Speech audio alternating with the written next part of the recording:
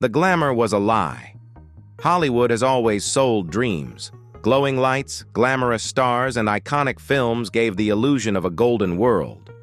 But behind the velvet curtain, another force was quietly shaping Tinsel Town, one that didn't care about fame, only power.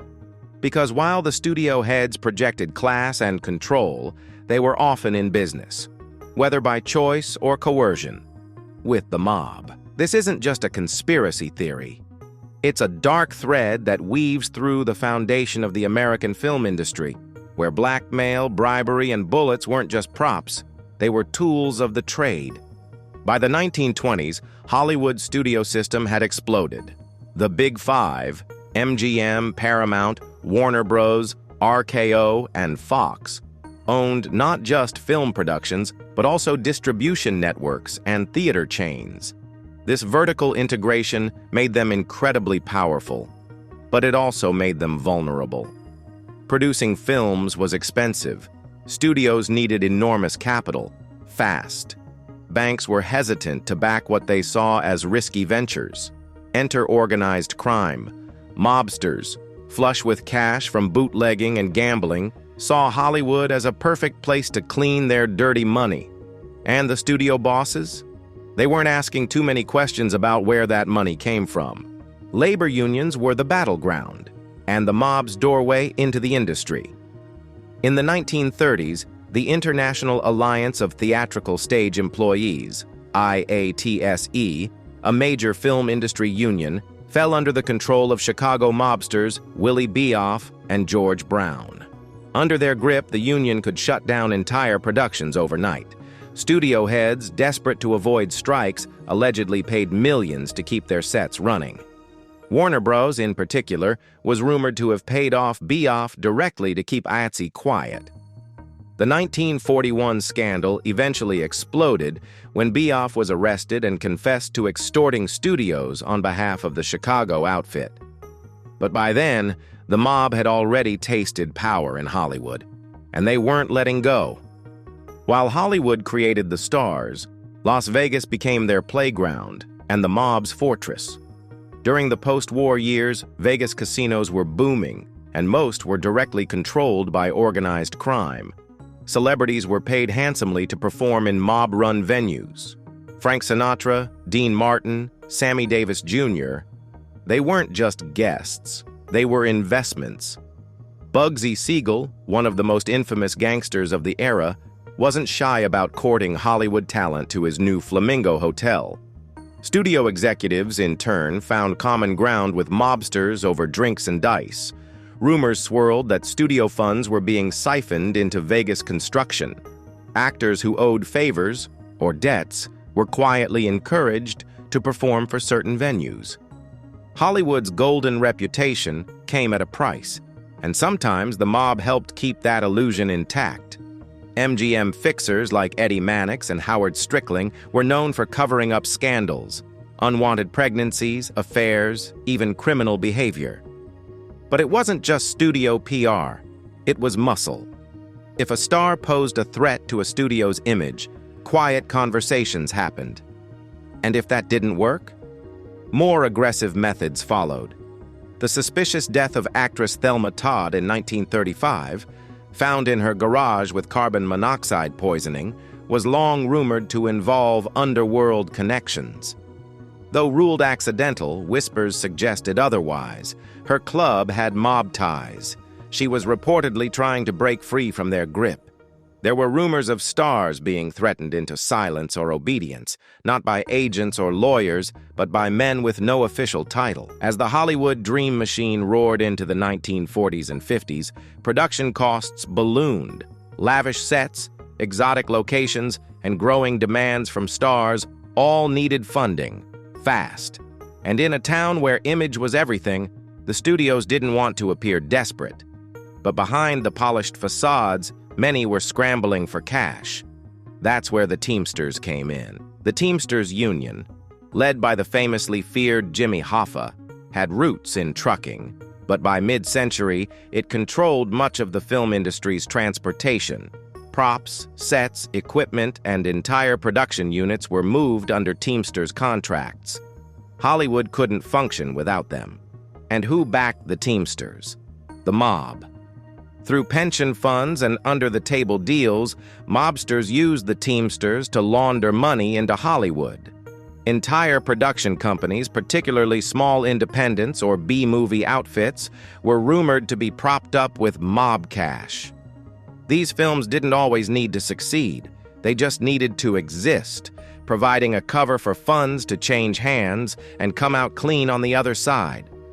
Some insiders speculated that mobsters also used these films to place their own people in key roles, producers, editors, even actors, not necessarily to make stars, but to monitor investments and make sure things stayed in line. And if a production started to falter, a late payment, a cost overrun, or someone trying to skip town, that's when the real Hollywood enforcers showed up. Not in suits and ties, but with baseball bats in the trunk.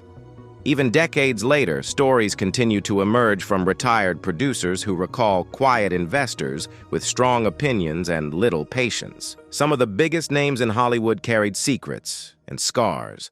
There are countless stories, some verified, many whispered, of actors and directors who faced pressure not just from studio contracts, but from forces far more dangerous.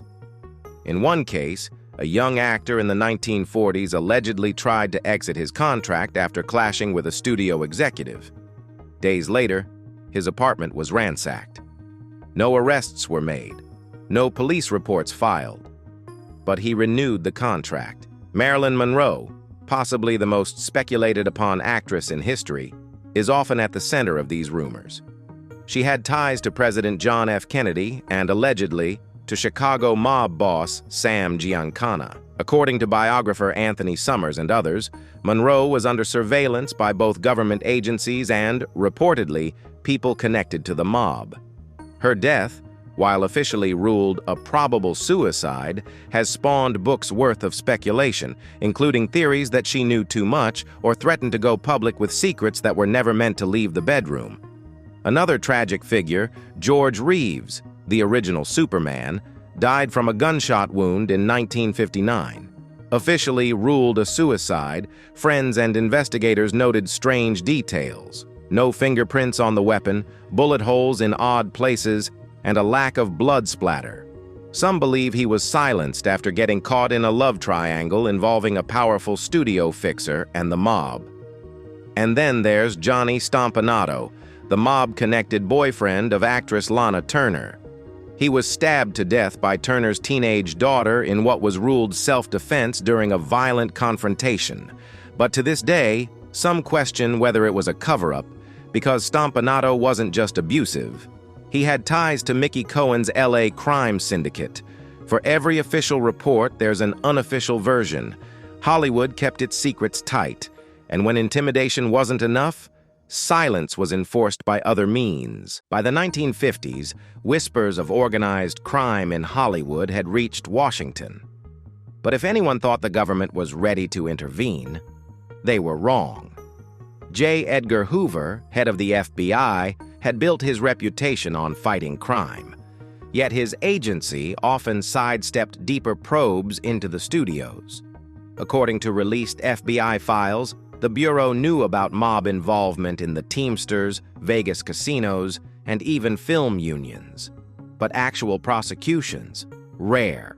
Why? Many believe Hoover picked his battles carefully. Hollywood wasn't just a dream factory, it was a powerful tool for shaping public opinion. Studio moguls had influence, friends in politics, and knew where to aim their PR machines. Alienating them was risky. Instead, Hoover focused on a more media-friendly enemy: communism. The Red Scare of the late 1940s and early 50s gave federal agencies a convenient distraction. Actors, writers, and directors were dragged before the House Un-American Activities Committee, accused of being communist sympathizers. Careers were ruined, but not for their ties to crime. Rather, they were punished for their politics. Some scholars now argue that this was strategic.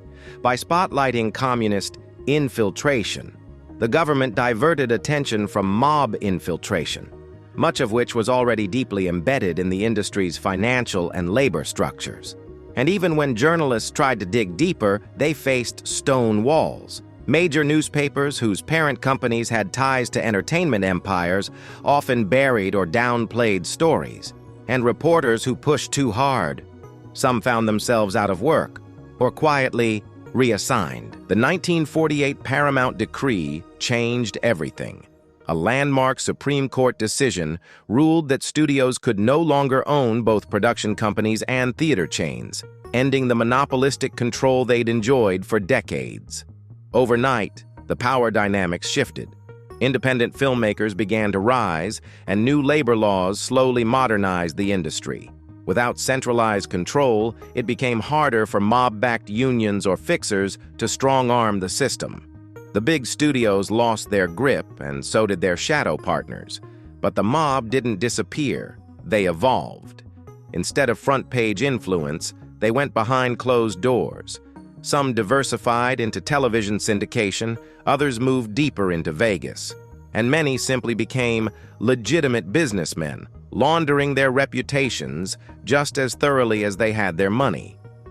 By the 1970s, the golden age of Hollywood was over, but its secrets still lingered.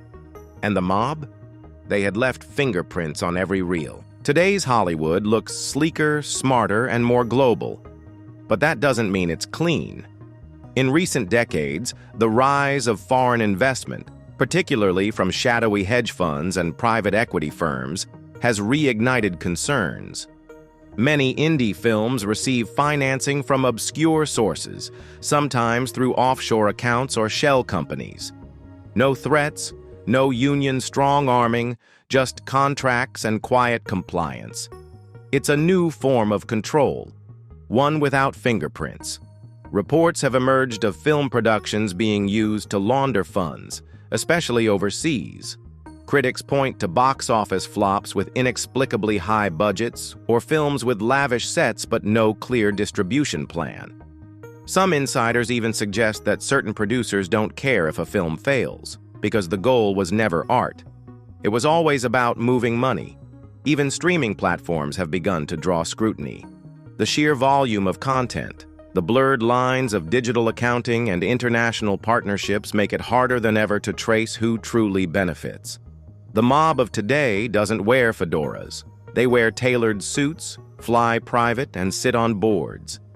Smoke, mirrors, and a golden cage Hollywood was built on illusion. That's always been its magic and its curse. For decades, the public was sold stories of underdog triumphs and starry-eyed romance. But behind the scenes, the industry's biggest players often made deals not with agents or lawyers, but with enforcers and crime lords. From labor unions to casting decisions, from funding to public image, organized crime didn't just dip its toe into Hollywood. It helped steer the ship. And even today, the legacy of fear, silence, and quiet power still echoes through its sound stages. It's in the hush around certain scandals, in the inexplicable rise or fall of careers, in the money trails that vanish into offshore accounts and shell companies. Some say the mob is gone, but Hollywood has always been good at one thing: making things disappear. Maybe the real question isn't whether organized crime still influences the industry. Maybe the better question is, how would we even know if it did? Because in Tinsel Town, nothing is ever quite what it seems.